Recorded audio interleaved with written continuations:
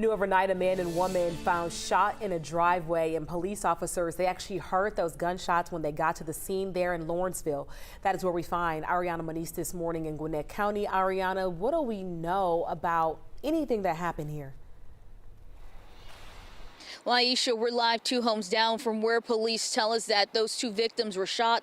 They were taken to the hospital with life-threatening injuries. Now, police, they cleared the scene within the last hour after being here all night.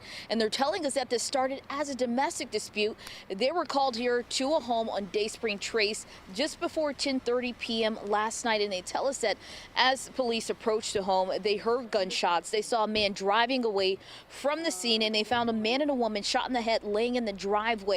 The woman in her 40s and the man in his 20s. They were taken to the hospital, and we're learning that the victims, they lived inside the home, and police say they're working to determine the relationship between the shooter and the 2 victims. And when we last spoke to police, they tell us that they were working to get a search warrant to search inside the home. Take a listen. We are waiting on a search warrant. We believe that the incident occurred outside in the driveway, but we just want to make sure that there's nothing of evidentiary value inside the home. Now, police were able to obtain a search warrant. When we were here, we saw them going in and out of that house as they were processing their part of the investigation. Now, we're still waiting to get a description of the possible suspect as well as the vehicle. They say that the suspect fled away in the scene.